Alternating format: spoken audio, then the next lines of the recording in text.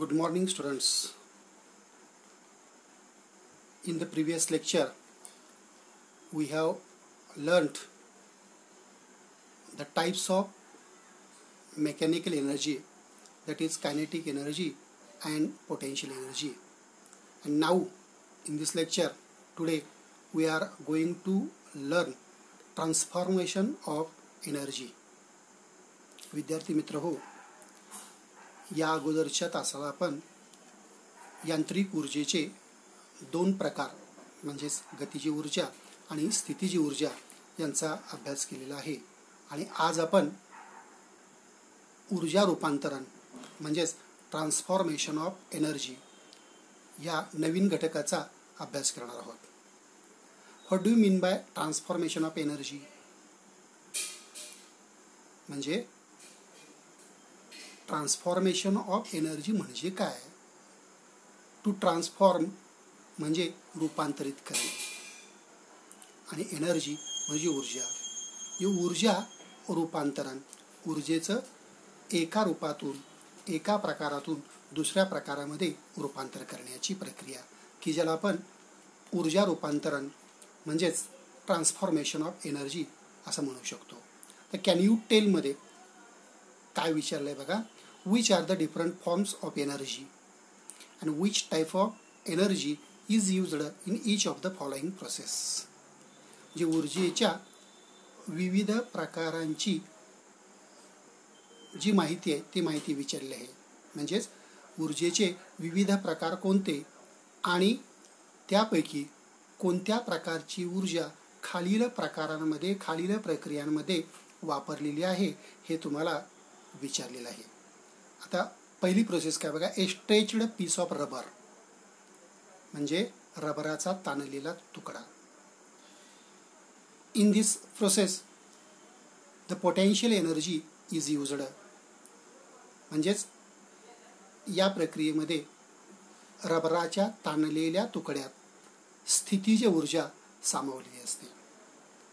Second example is fast moving car. In this example or in this process kinetic energy is used. Third example, the whistling of a cooker due to steam.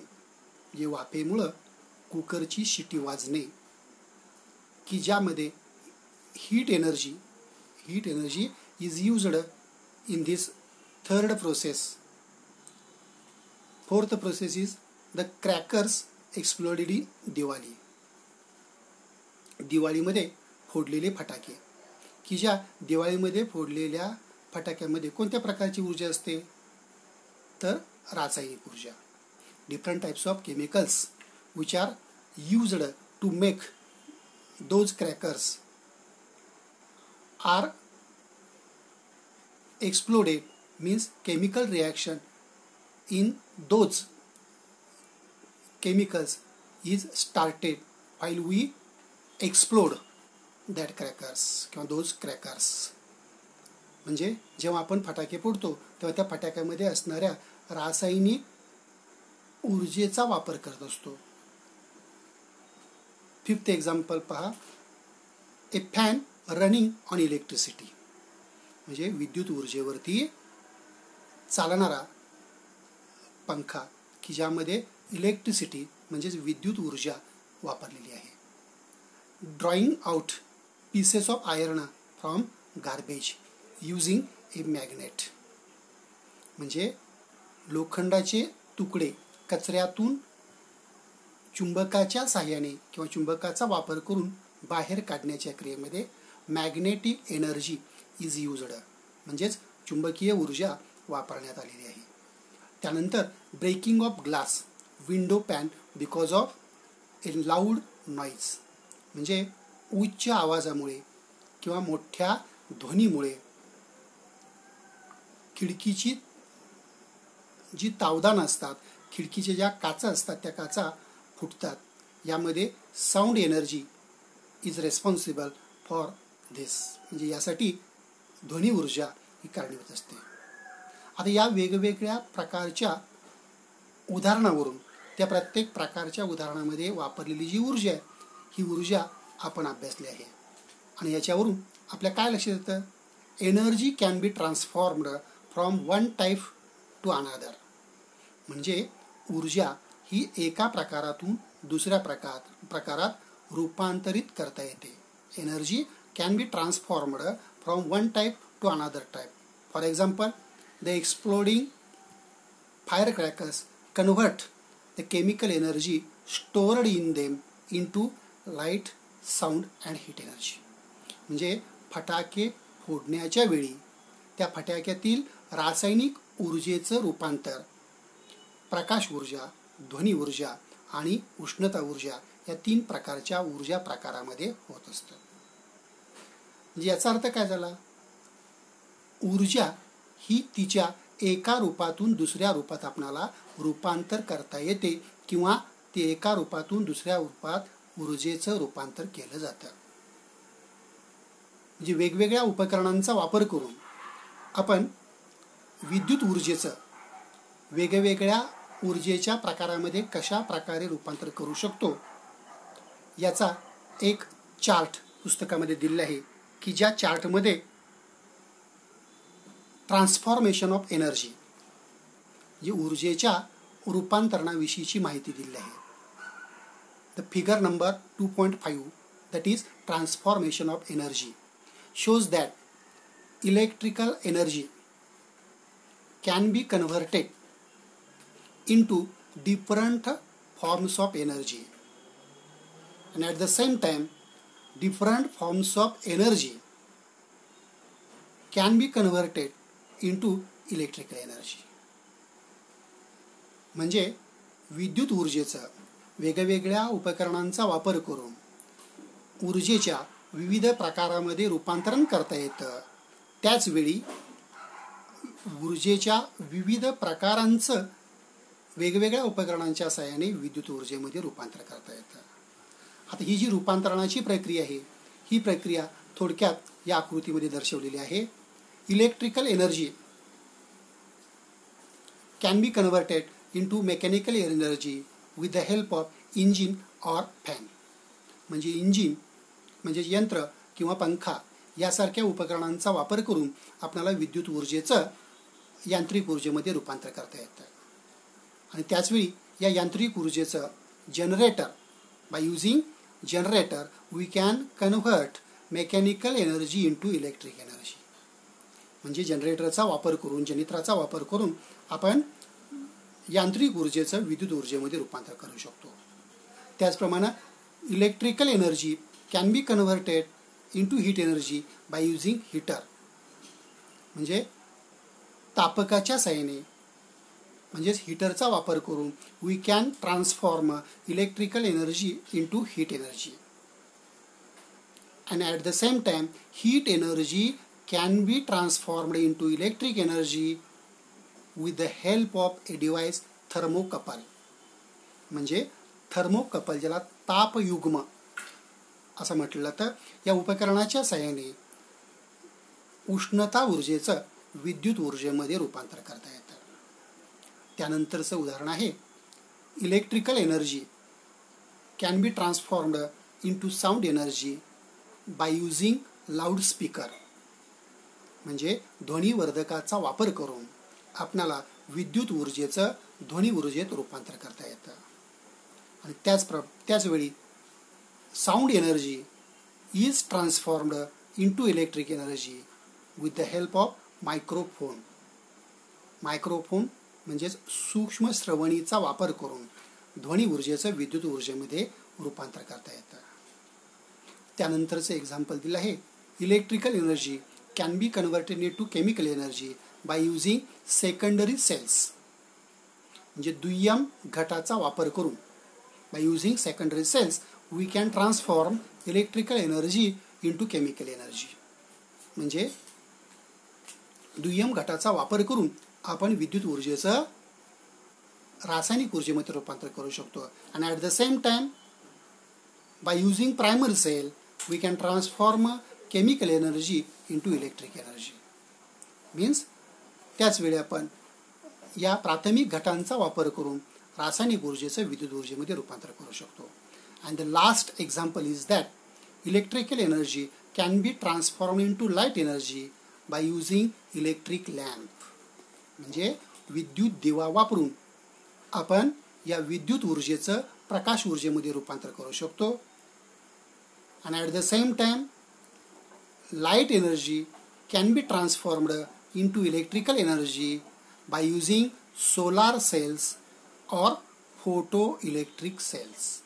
म्हणजे सौर घट किंवा प्रकाश विद्युत घटाचा वापर करून आपण प्रकाश ऊर्जेचं रासायनिक ऊर्जेमध्ये रूपांतर करू शकतो. and thus we can transform one form of energy into another form. आणि अशा प्रकारे आपण वेगवेगळ्या प्रकारच्या ऊर्जेचं एका प्रकारातून दुसऱ्या प्रकारामध्ये रूपांतर करू शकतो. आणि ऊर्जेचं हे जे रूपांतरण आहे हे रूपांतरण अभ्यासल्यानंतर या प्रकरणातला जो पुढचा भाग आहे तो पुढचा भाग म्हणजे law of conservation of energy. To conserve means संवर्धन करणे. Law of conservation of energy. ऊर्जा अक्षयतेचा नियम. अक्षय या शब्दाचा अर्थ आहे ज्याचा क्षय म्हणजे नाश होत नाही असा. The law of conservation of energy म्हणजे ऊर्जा अक्षयतेचा नियम किंवा सिद्धांत. काय आहे हा नियम? Energy can neither be created nor destroyed. जी ऊर्जा ही निर्माण केली जात नाही आणि नष्टही केली जात नाही. Energy can neither be created nor destroyed.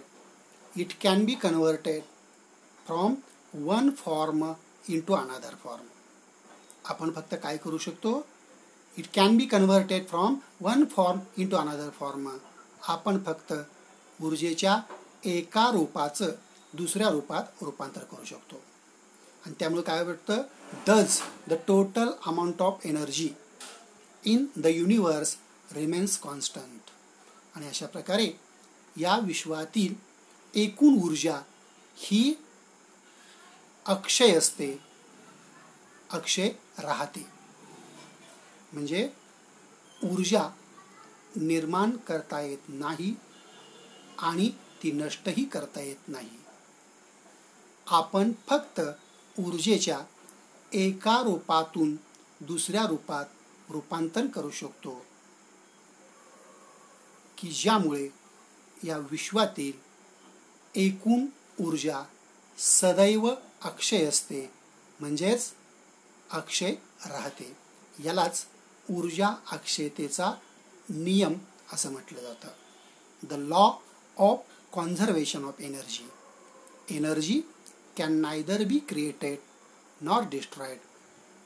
It can be converted from one form into another, and thus the total amount of energy in the universe remains constant. आता हा जो नियम आहे हा नियम जास्त विस्ताराने अभ्यासण्याकरता आपल्याला एक छोटीशी कृती जी ती कृती करावयास सांगितलेली आहे की ज्यामध्ये काय दिलं आहे बघा. Make two pendulums of the same height or length with the help of thread and two nuts. म्हणजे दोन नट आणि धाग्यांच्या सहाय्याने तुम्हाला दोन समान लांबीचे दोलक तयार करावयास सांगितले आहे. टाय अनादर thread in the horizontal position. आणि दुसरा एक लांब दोरा घेऊन तो क्षितिज समांतर दिशेत घट्ट बांधावयास सांगितलेले आहे.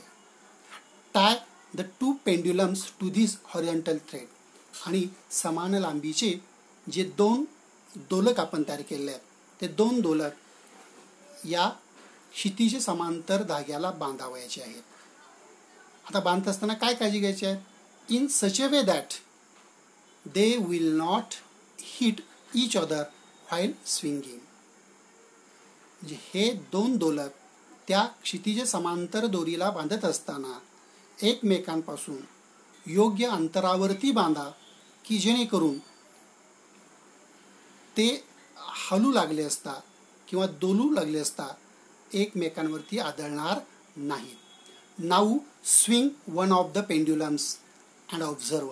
आणि आता या दोनपैकी कोणताही एक दोलक आंदोलित करा, म्हणजेच त्याला मागं पुढं होऊ द्या. What do you see? आता तुम्हाला काय दिसून येतं? आता या कृतीच्या निरीक्षणामध्ये काय दिलंय बघा. You will see that as the speed of the oscillation of the pendulum slowly decreases. तुम्हाला काय दिसून येईल? You will see that as the speed of oscillation of the pendulum, त्या आंदोलित झालेल्या दोलकाची गती जसजशी कमी येईल तसं काय म्हणले बघा. The second pendulum which was initially stationary, दुसरा दोलक की जो सुरुवातीला स्थिर होता, काय होतं? बिगिन्स टू स्विंग, हळूहळू दोलित होऊ लागतो, म्हणजेच दोलनाला सुरुवात करतो. Thus one pendulum transfers its energy to the other. आणि या उदाहरणावरून आपल्या काय लक्षात येतं? One pendulum transfers its energy to other, म्हणजे एक दोलक आपली ऊर्जा दुसऱ्या दोलकाला हस्तांतरित करतो किंवा दुसऱ्या दोलकाकडे देत असतो. आता यानंतर या प्रकरणातला जो पुढचा भाग आहे तो म्हणजे free fall. What do you mean by free fall? Free fall म्हणजे मुक्त पतन. मुक्त पतन म्हणजे काय बघा. If we release an object from a height, it gets pulled towards the earth because of the gravitational force. म्हणजे आपण एखादी वस्तू ठराविक उंचीवरून खाली सोडली तर काय होतं? ती वस्तू पृथ्वीच्या गुरुत्वाकर्षण बलामुळे जमिनीकडे खेचली जाते. आता काय म्हटलंय बघा. an object falling solely under the influence of gravitational force. An object falling solely under the influence of gravitational force. जी वस्तू फक्त किंवा एकट्या गुरुत्वाकर्षण बलाच्या प्रभावामुळे खाली पडते, is said to be in free fall. त्या वस्तूला मुक्त पतनामध्ये असणारी वस्तू असं म्हटलं जातं. और टू बी फॉलिंग फ्रीली, किंवा ती वस्तू मुक्त पतन होत आहे किंवा ती वस्तू मुक्त पतनाने खाली पडत आहे असं आपण म्हणतो. बघा. an object falling solely under the influence of gravitational force is said to be in free fall or to be falling freely. म्हणजे फक्त पृथ्वीच्या गुरुत्वाकर्षण बलामुळे जर एखादी वस्तू पृथ्वीच्या पृष्ठभागाकडे खेचली जात असेल, म्हणजेच पृथ्वीच्या पृष्ठभागावरती पडत असेल, तर त्या वस्तूच्या पडण्याला falling of that object is known as free fall, त्याला मुक्त पतन असे म्हणतात. म्हणजे जर एखादी वस्तू फक्त आणि फक्त पृथ्वीच्या गुरुत्वाकर्षण बलाच्या प्रभावामुळे जमिनीवरती पडत असेल तर त्या वस्तूचं पडणं म्हणजे मुक्त पतन होय. An object falling solely under the influence of gravitational force is said to be in free fall or to be falling freely. So let us look at the kinetic and potential energies of an object of mass m falling freely from height h when the object is at different heights. आणि आता आपण A या ठिकाणी असणाऱ्या विशिष्ट उंचीवरील m वस्तुमानाची वस्तू जर मुक्तपणे पृथ्वीच्या पृष्ठभागावरती पडत असेल तर त्या वस्तूच्या अंगी असणाऱ्या A, B आणि C या ठिकाणच्या गतिज आणि स्थितिज ऊर्जेचा अभ्यास आपल्याला करावायचा आहे. As shown in the figure, the point A is at a height h. बाजूला जी आकृती दाखवलेली आहे या आकृतीमध्ये A हा जमिनीपासून h या उंचीवरती असणारा एक बिंदू आहे. Let the point B is at the distance x. B हा बिंदू A पासून x एवढ्या अंतरावरती सरळ उभा खालच्या दिशेने आहे. And let the point C be on the ground directly below A and B. आणि C हा बिंदू A आणि B च्या बरोबर उभ्या खाली जमिनीवरती आहे. Let us calculate the energies of the object at A, B and C. आणि आता आपल्याला A, B आणि C या तीन ठिकाणी त्या वस्तूच्या अंगी असणारी गतिज ऊर्जा आणि स्थितिज ऊर्जा किती असेल आणि त्याचबरोबरच या वस्तूच्या अंगी असणारी एकूण ऊर्जा A, B आणि C या तीन ठिकाणी किती असते हे या आकृतीद्वारे काढावायचं आहे, पाहावायचं आहे. First point, when the object is stationary at A, its initial velocity is u, which is 0. म्हणजे जेव्हा वस्तू A या ठिकाणी असते तेव्हा ती स्थिर असते, त्यामुळे तिचा सुरुवातीचा वेग u हा 0 असतो. आणि मग त्या वस्तूच्या अंगी असणारी गतिज ऊर्जा किती असेल?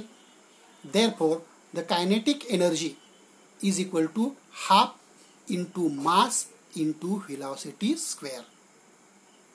आता गतिज ऊर्जेचे जे सूत्र आपण यापूर्वी अभ्यासलेलं आहे त्या सूत्राच्या सहाय्याने आपण त्या वस्तूच्या अंगी असणारी गतिज ऊर्जा काढू शकतो. K is equal to half mv square. Here v is nothing but u, that is initial velocity of the object.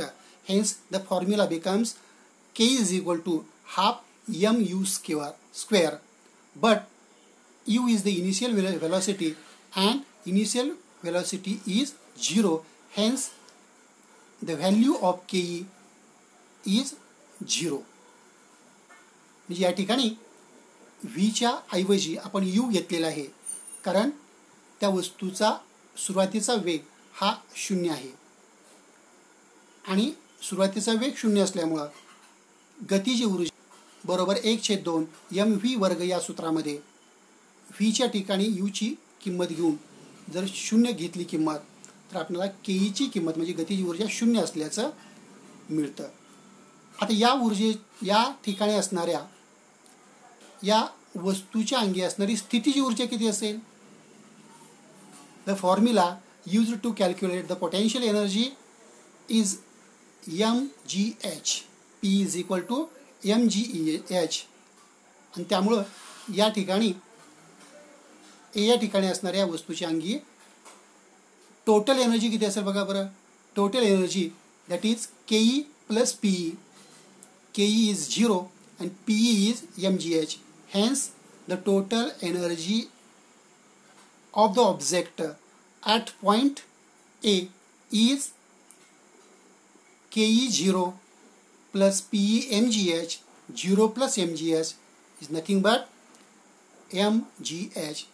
This is the first equation from which we get the total energy of the object at point A. And now we can calculate the total amount of energy at point B. आता B या ठिकाणी ती वस्तू जी आहे ती वस्तू असताना एकूण ऊर्जा किती असेल हे आपल्याला काढावायचं आहे. Let the velocity of the object be vb when it reaches the point B. समजा A या ठिकाणी असणारी वस्तू त्या ए या ठिकाणावरून एक्स इतकं अंतर पार करून बी या ठिकाणी पोहोचत असेल तर त्या वस्तूचा जो सुरुवातीचा वेग आहे हा बदलून तो व्ही बी, जी बी या ठिकाणी आल्यानंतर तो वेग जो तो वेग व्ही बी इतका होणार आहे. हा जो वेग आहे हा बी या ठिकाणचा त्या वस्तूचा वेग जर आपण मांडल्यास काय होईल बघा. Let the velocity of the object be v B when it reaches point B. म्हणजे जेव्हा ए या ठिकाणावरची वस्तू बी या ठिकाणी पोहोचेल तेव्हा त्या वस्तूचा सुरुवातीचा वेग जो 0 होता तो हळूहळू वाढून तो व्ही बी इतका बनेल किंवा इतका होईल. Having fallen through a distance x, की जी वस्तू ए पासून एक्स इतक्या अंतरावरती येऊन म्हणजेच बी या ठिकाणी थांबलेली आहे किंवा बी या ठिकाणी पोहोचलेली आहे. आता u is equal to 0, s is nothing but x म्हणजे डिस्प्लेसमेंट एक्स इतक्या अंतरातून झालं आहे आणि a is nothing but the gravitational force g which is acting on that object. By using the Newton's third law of motion we can calculate v B, that is velocity of that object at point B. V square, that is VB square, is equal to U square plus 2AS. U square is 0 because initial velocity of the object is 0. Hence the value of U square is 0 plus 2AS. A is nothing but G, that is gravitational force, and S, that is displacement, is X. Hence VB square is equal to 2GX. या ठिकाणी आपल्याला न्यूटनच्या या गतिविषयक तिसऱ्या समीकरणावरून VB वर्गची किंमत मिळालेली आहे की जी किंमत केई म्हणजेच गतिज ऊर्जेच्या सूत्रामध्ये वापरून आपणाला बी या ठिकाणी त्या वस्तूच्या अंगी असणारी गतिज ऊर्जा किती असेल हे काढता येईल. ते दाखवलं बघा. Therefore K is equal to half into M into V B square which is equal to half into M into 2GX. आता या ठिकाणी व्ही बी स्क्वेअरची जी व्हॅल्यू आहे ती व्हॅल्यू या ठिकाणी घातलेली आहे व्हीच्या ठिकाणी आणि त्यामुळं आपल्याला समीकरण काय मिळालेलं आहे k is equal to half into M into 2GX, की ज्या समीकरणाला संक्षिप्त रूप दिल्यानंतर आपल्याला त्या वस्तूच्या अंगी असणारी गतिज ऊर्जा म्हणजेच केईची किंमत काय मिळालेली आहे k is equal to MGX. आता वस्तू बी या ठिकाणी असताना त्या वस्तूच्या अंगी असणारी जी स्थितीज ऊर्जा आहे ती स्थितीज ऊर्जा म्हणजे पोटेन्शियल एनर्जी किती असेल हे बघूया. Height of the object when at B is nothing but H minus X. आता वस्तू एक्स इतकं अंतर पार करून बी या ठिकाणी आलेली असल्यामुळं H मधून एक्स इतकं अंतर वजा करावं लागेल बी या ठिकाणची त्या वस्तूची उंची मिळवण्याकरता. आणि म्हणून height of the object when object is at the point B is H minus X and potential energy is equal to MGH and H is nothing but H minus X. Hence PE is equal to mg into H minus X. H च्या ठिकाणी H minus X ही किंमत घातलेली आहे. PE is equal to mg into H minus X. mg ना कंसातील H minus X या दोन्ही पदांना गुणून आपल्याला पोटेन्शियल एनर्जी किती मिळाली बघा.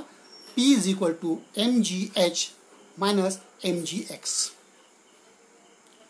म्हणजे बी या ठिकाणी वस्तू असताना त्या वस्तूच्या अंगी असणारी जी स्थितीज ऊर्जा आहे ती स्थितीची ऊर्जा आपणास मिळालेली आहे P is equal to mgh minus mgx. आता वस्तू बी या ठिकाणी असताना त्या वस्तूच्या अंगी असणारी एकूण ऊर्जा किती असेल हे आपल्याला काढावं लागेल. The total energy at point B is equal to KE plus PE. KE is mgx and PE is equal to mgh minus mgx. आता या KE आणि PEच्या दोन्ही किमती या टोटल एनर्जीच्या फॉर्म्युलामध्ये वापरल्यास आपल्याला टोटल एनर्जी काय मिळते बघा. Total energy that is T is equal to KE plus PE which is equal to mgx that is kinetic energy plus potential energy mgh minus mgx.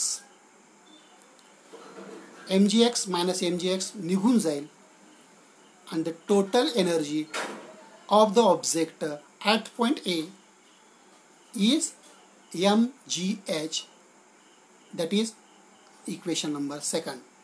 आता या समीकरण क्रमांक 2 मध्ये आपल्याला वस्तू B या ठिकाणी असताना त्या वस्तूच्या अंगी असणारी स्थितीची ऊर्जा म्हणजेच एकूण ऊर्जा किती आहे ते निघालेलं आहे. आता तीच वस्तू C या ठिकाणी पोहोचल्यानंतर त्या वस्तूच्या अंगी किती ऊर्जा असेल हे तिसऱ्या मुद्द्यामध्ये दिले आहे बघा. Let the velocity of the object be VC when it reaches the ground near point C.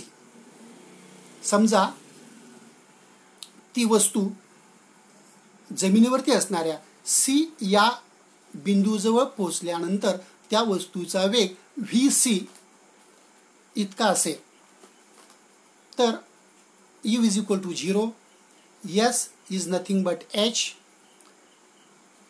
and A is nothing but G. अगोदर V ची किंमत काढून घेऊया. By using Newton's third equation V square is equal to U square plus 2AS. VC square is equal to U square, the value of U is 0, hence square of U is 0 plus 2 into G into H, hence value of VC square, that is the velocity of the object at point C is 2gh. आता या VC स्क्वेअरचा वापर करून आपण त्या वस्तूच्या अंगी C या बिंदूच्या ठिकाणी असणारी जी ऊर्जा आहे, गतिज ऊर्जा आहे, ते काढू शकतो. Therefore KE is equal to half into mVC square which is equal to half into m into 2gh. कारण VC स्क्वेअर ची किंमत 2gh आपण काढलेली आहे आणि संक्षिप्त रूप दिल्यानंतर आपल्याला K is equal to mgh ही गतिज ऊर्जा मिळते. आता या ठिकाणी असताना त्या वस्तूच्या अंगी असणारी स्थितीची ऊर्जा किती असेल. The height of the object from the ground at point C is h which is equal to 0. आता वस्तू ही जमिनीवरती पोहोचलेली आहे म्हणजे वस्तूची जमिनीपासूनची उंची म्हणजेच h ची किंमत 0 झाली आणि आपल्याला P is equal to mgh हा फॉर्म्युला माहीत आहे. Hence P is equal to mgh, the value of h is 0, hence the potential energy of the object at point C becomes 0. आता स्थितीची ऊर्जा mgh काढत असताना h ची किंमत 0 असल्यामुळे आपणाला स्थितीची ऊर्जा 0 मिळते. आणि आता टोटल एनर्जी C या ठिकाणी त्या वस्तूच्या अंगी असणारी एकूण ऊर्जा बघा बरं. Therefore the total energy which is equal to KE plus PE. Here K is mgh and P is 0. Hence mgh plus 0 means total energy is equal to mgh3. That is this equation number 3, which tells us the total amount of energy of the object at point C. म्हणजे C या ठिकाणी वस्तू पोहोचल्यानंतर त्या वस्तूच्या अंगी असणारी एकूण ऊर्जा किती असेल तर ती mgh आहे. From equations first, second and third we see that the total energy of the object is the same at the 3 points A, B, C. आता आपण A या बिंदूपासून किंवा A या विशिष्ट उंचीवरती असणाऱ्या बिंदूपासून पडणाऱ्या एखाद्या वस्तूच्या अंगी असणारी एकूण ऊर्जा A, B आणि C या 3 ठिकाणी किती असते हे काढलेलं आहे की ज्या 3ही ठिकाणी असणाऱ्या एकूण ऊर्जेचा अभ्यास केला असता आपल्याला असं दिसून येतं की या 3ही ठिकाणी वस्तूच्या अंगी असणारी एकूण ऊर्जा समान आहे, सारखी आहे. आणि म्हणून म्हटलंय from the equations first, second and third the total energy of the object is same at the 3 points, that is A, B and C. म्हणजे या ठिकाणी एकूण ऊर्जा जी आहे ती ऊर्जा स्थिर असल्याचं जाणवतं. आता यानंतर या प्रकरणातला जो पुढचा भाग आहे तो पुढचा भाग बघूया. Power.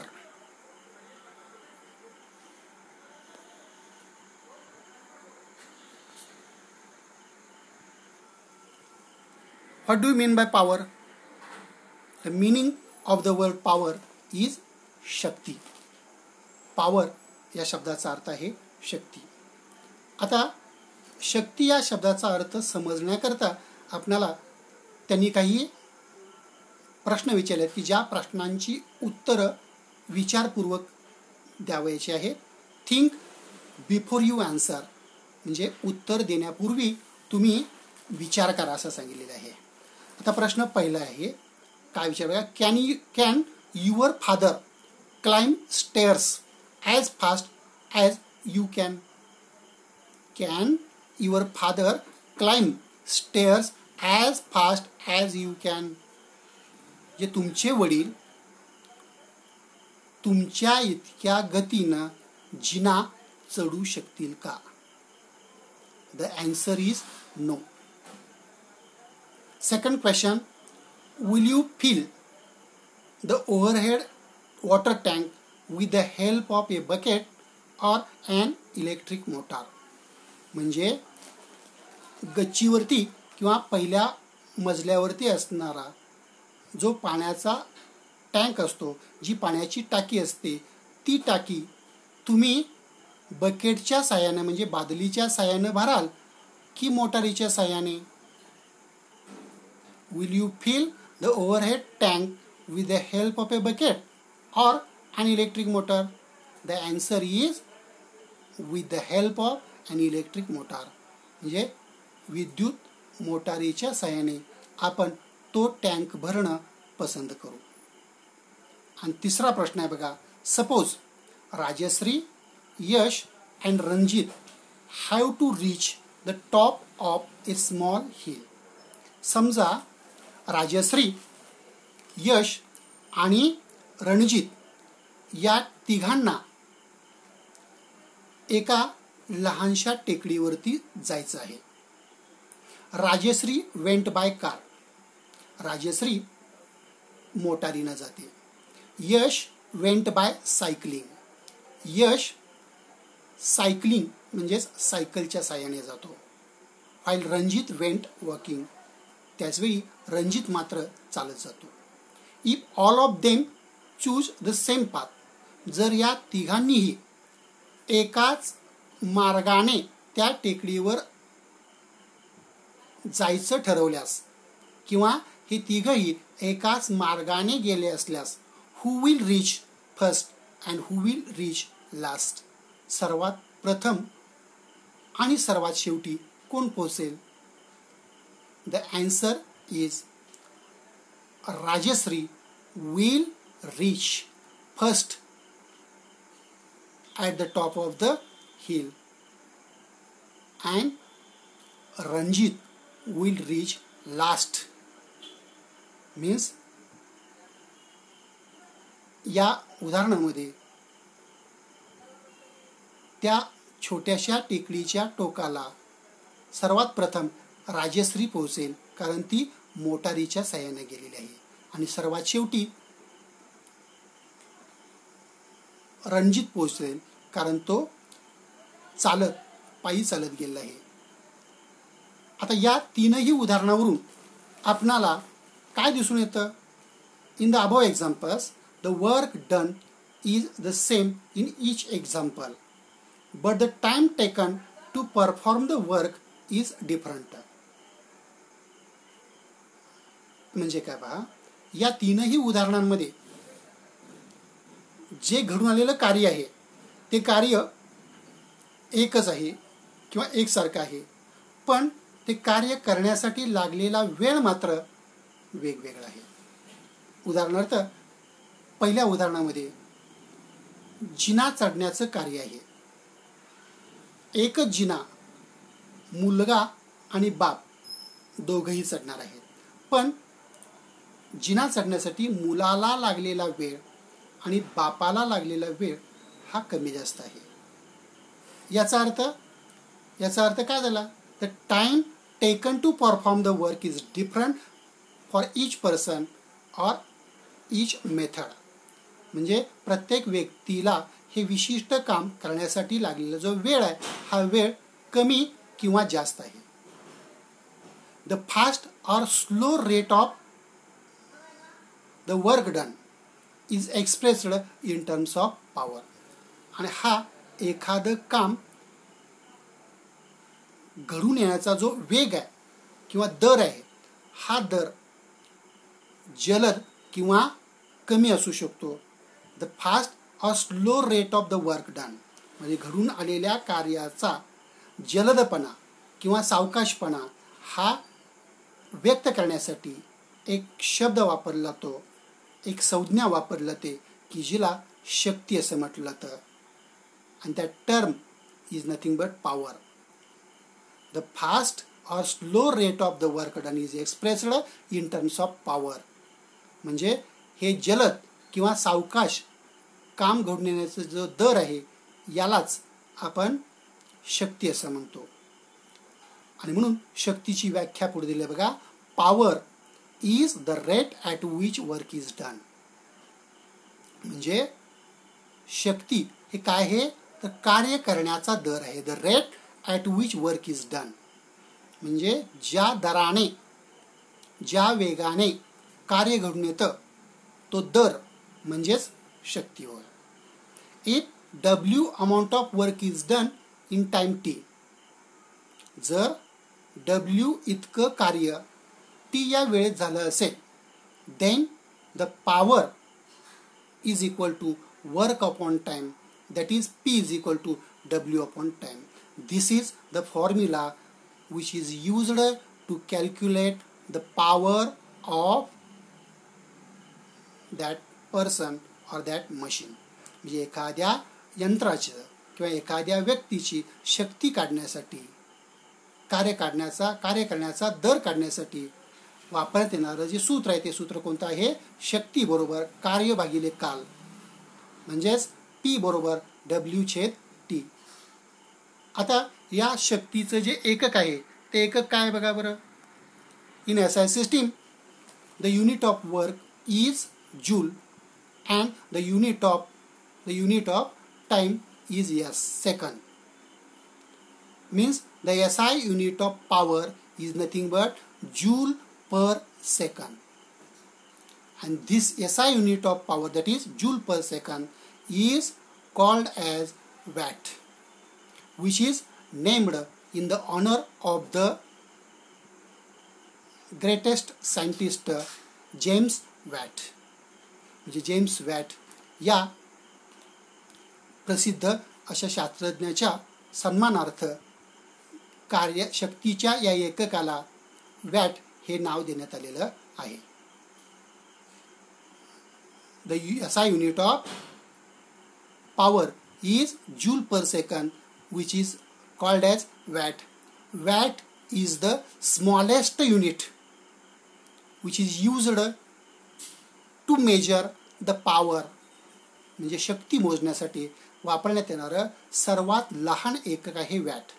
1 watt is equal to 1 joule per 1 second. If 1 joule work is done in 1 second, then the power of that machine or power of that person is known as 1 watt.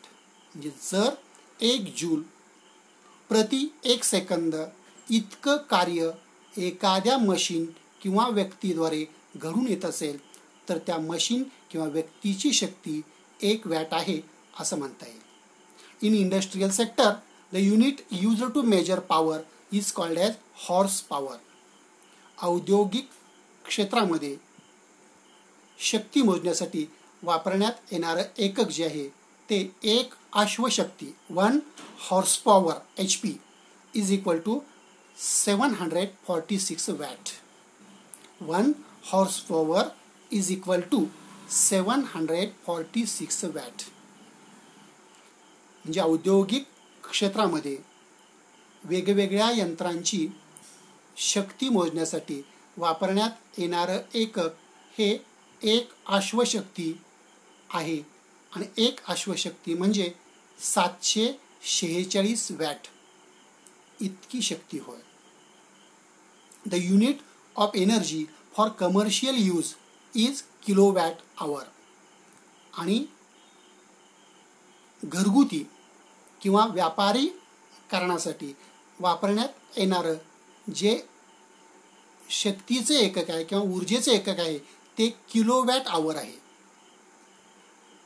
1000 joule work performed in 1 second is called as 1 kilowatt power. म्हणजे 1 kilowatt शक्ती म्हणजे काय तर 1000 joule इतकं कार्य एका सेकंदात घडून येत असेल तर ते कार्य करण्याचा दर म्हणजेच शक्ती ही 1 किलोवॅट आहे असं म्हटलं जातं. 1 kilowatt power is equal to 1 joule work per 1 second. Hence 1 kilowatt hour is equal to 1 kilowatt into 1 hour. मग 1 किलोवॅट एवढी ऊर्जा 1 तास वापरल्यास किती ऊर्जा वापरली जाईल. 1 kilowatt hour is equal to 1 kilowatt into 1 hour. 1 kilowatt is nothing but 1000 watt. 1 hour is nothing but 3600 seconds. If we multiply, then we get 36 lakh joule. 1 kilowatt hour is nothing but 36 lakh joule. That is 3.6 into 10 raised to 6 joule is nothing but 1 kilowatt hour. And electricity used for domestic purposes is measured in unit of kilowatt hour. आपण घरामध्ये जी वीज वापरतो या वीज वापराचं bill काढण्याकरता किंवा या वीज वापराचे मोजमाप करण्याकरता जे एकक वापरतो ते किलोवॅट आवर हे आहे. 1 kilowatt hour is nothing but 1 unit.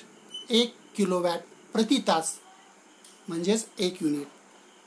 याचा अर्थ काय 1 kilowatt hour is nothing but 3.6 into 10 raised to 6 joule and 1 kilowatt hour is equal to 1 unit. म्हणजे 1 किलोवॅट प्रति तास म्हणजे 1000 वॅट इतकी ऊर्जा 1 तास वापरल्यास 1 युनिट वीज वापरली असा याचा अर्थ होतो. आता आपल्याला या प्रकरणाच्या शेवटी 2 सॉल्व्ड प्रॉब्लेम्स या ठिकाणी दिलेले आहेत. त्यामधलं पहिलं एक्झाम्पल आहे Swarali text 40 seconds to carry a bag weighing 20 kilogram to a height of 5 meter. स्वरालीला एक बॅग 40 सेकंदामध्ये 5 मीटर उंचीवरती नेऊन ठेवायची आहे, की ज्या बॅगचं वस्तुमान आहे 20 किलोग्रॅम. म्हणजे 20 किलोग्रॅम वस्तुमानाची एक बॅग 5 मीटर उंचीवरती ठेवण्यासाठी जर 40 सेकंद स्वरालीला लागत असतील तर प्रश्न काय विचारला बघा, how much power has she used, तिनं किती शक्ती वापरली असेल. आता या ठिकाणी जुनी पुस्तकं ज्यांची असतील त्यांच्या पुस्तकामध्ये स्वराली टेक्स 20 सेकंड्स असं दिलेलं आहे. त्या ठिकाणी तुम्ही दुरुस्त करून 20च्या ऐवजी 40 सेकंड्स असं घ्यायचं आहे. आता या उदाहरणामध्ये given things are m is equal to 20 kilogram, h that is displacement of that bag is through the distance 5 meter, म्हणजे h is equal to 5 meter. t that is time required to do that work is 40 seconds. 40 second हा त्यासाठी लागलेला कालावधी आहे. आणि आता पुढे काय म्हटलंय बघा, the force which has to be applied by Swarali. आता आपणाला या उदाहरणामध्ये स्वरालीनं जी शक्ती वापरली ती काढायची आहे, आणि शक्ती काढण्यासाठी म्हणजे पॉवर काढण्यासाठी आपल्याला P is equal to W/T म्हणजेच कार्य भागिले काल या दोन गोष्टीची आवश्यकता असते. या ठिकाणी या उदाहरणामध्ये आपल्याला कालावधी दिलेला आहे पण कार्य दिलेलं नाही, की जे कार्य काढण्यासाठी याच प्रकरणामध्ये वापरलेल्या किंवा अभ्यासलेल्या इतर सूत्रांचा वापर करायचा आहे. आणि कार्य काढण्यासाठी सूत्र आहे W is equal to F into S. आणि हे कार्य करण्यासाठी आवश्यक असणारे F म्हणजेच फोर्स जे आहे ते फोर्स पहिल्यांदा काढून घेऊया. The force which has to be applied by Swarali that is F is equal to mg which is equal to 20 into 9.8. F is equal to mg, that is 20 into 9.8 means 196 Newton is the force applied by Swarali. The work done by Swarali to carry the bag to a height of 5 meter. आता आपणाला या F ची किंमत मिळाल्यामुळे स्वरालीनं जे कार्य केलेलं आहे ते कार्य करता येईल. W is equal to F into S. F 196 into S 5 metre. The work done by Swarali to carry the bag to height 5 metre is 980 joule. And now we have to calculate the power which is used by Swarali. The formula of power is equal to work, that is W upon T. The work done by Swarali is 980 and time spent for doing that work is nothing but 40 seconds. Hence 980 upon 40. The answer is P is equal to, that is power is equal to 24.5 watt. This is the power that Swarali has used to carry that bag to a height of 5 meter. म्हणजे 24.5 watt इतकी शक्ती स्वरालीनं ती 20 kilogram वजनाची bag 5 metre उंचीवरती ठेवण्यासाठी वापरली आहे. आता यानंतर example 2, दुसरं एक्झाम्पल बघा. दुसरं उदाहरण काय आहे, ए 25 watt electric bulb is used for 10 hours. म्हणजे 25 वॅटचा एक बल्ब दररोज 10 तास वापरला जातोय. How much electricity does it consume each day. तर या बल्बद्वारे किती वीज दररोज वापरली जाईल हे आपल्याला काढायचं आहे. P, that is power of the bulb, is given 25 watt. We have to convert this power into kilowatt. Hence we have to divide the given power by 1000. आपणाला त्या बल्बची शक्ती 25 वॅट दिली आहे की ज्या शक्तीचं किलो वॅटमध्ये रूपांतर करण्याकरता आपणाला दिलेल्या या शक्तीला 1000 भागावं लागेल. Hence power 25 is equal to, that is W is equal to 0.025 kilowatt. And now energy consumed. The formula for calculating the energy consumed is power into time. Power is 0.025 and the time is 10 hours. Hence 0.25 kilowatt hour is the energy which is used for each day. म्हणजे दररोज प्रत्येक दिवसाकरता जी energy वापरली जाणार आहे ती 0.25 kilowatt प्रति तास. अशा पद्धतीनं आपण या प्रकरणातील ही 2 उदाहरणे अभ्यासलेली आहेत. या ठिकाणी हे वर्क अँड एनर्जी जी ऊर्जा आणि कार्य हे प्रकरण क्रमांक 2 संपलेलं आहे.